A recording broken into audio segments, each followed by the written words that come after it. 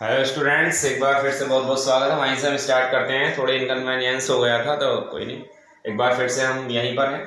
ये जो दूसरी वीडियो है आप इसको भी जो है आज ही देखेंगे। ओके, तो आगे बढ़ते हैं हम। ये हमारा टॉपिक है, इससे रिलेटेड बड़े most important question my dear child next equation से आते हैं। Very very most important question आते हैं।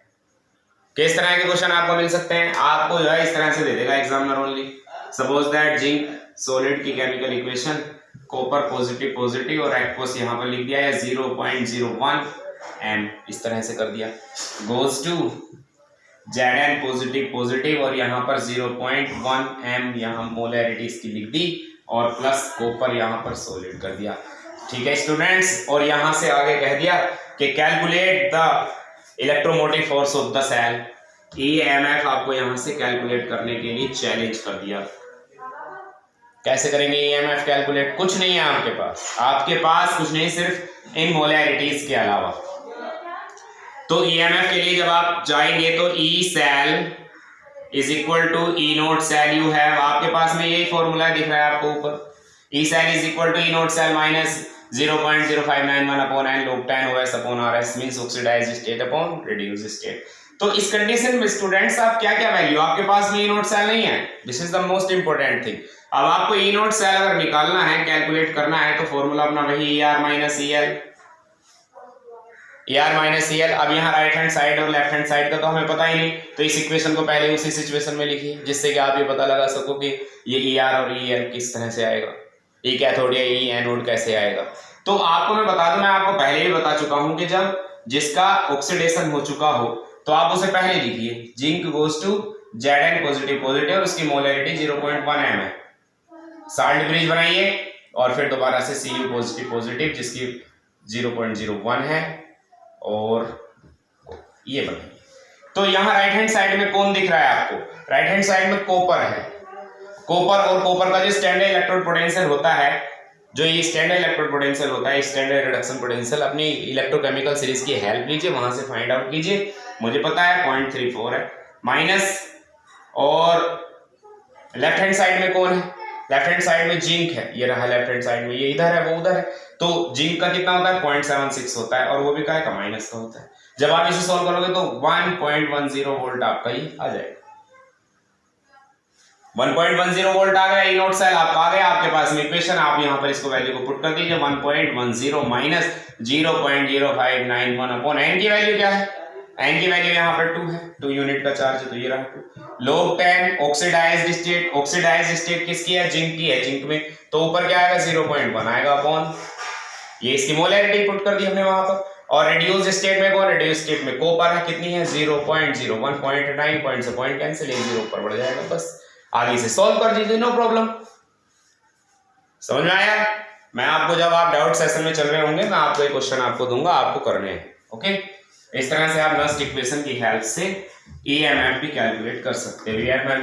EMF means electromotive force. अब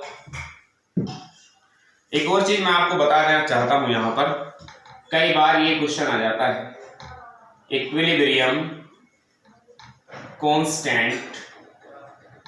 okay, equilibrium constant and Nernst equation means Nernst equation और इक्विलिब्रियम कांस्टेंट एक दूसरे से कैसे रिलेटेड है, ये बात आ जाएगी आपके लिए। तो इक्विलिब्रियम कांस्टेंट वही केसी से रिप्रेजेंट किया जाएगा और नस्ट इक्वेशन आपको पता है क्या है। Nernst equation E cell is equal to E naught cell minus 0.0591 upon n और log 10 oxidised state upon reduced state, ये फॉर्मूला है।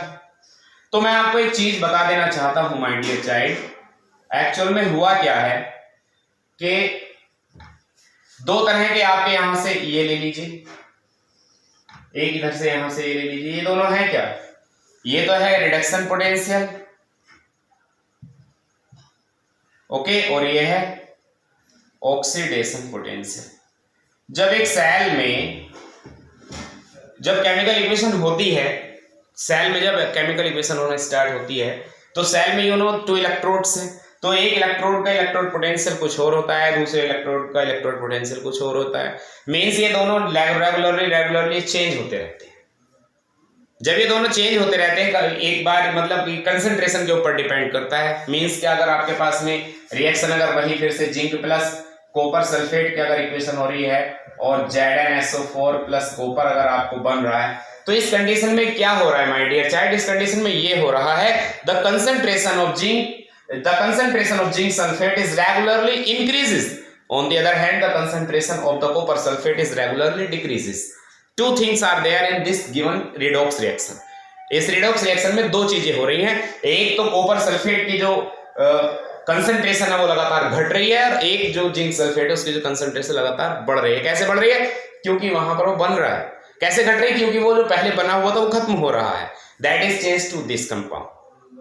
तो एक सिचुएशन ये आती है, कंसंट्रेशन लगातार एक की घट रही है, की बढ़ रही है, तो स्टैंडर्ड इलेक्ट्रोड पोटेंशियल भी एक का घट रहा है एक का बढ़ रहा है। एक स्थिति ये आती है कि सिचुएशन ये आती है कि standard reduction potential and oxidation potential both are equal, दोनों ही बराबर हो जाते हैं।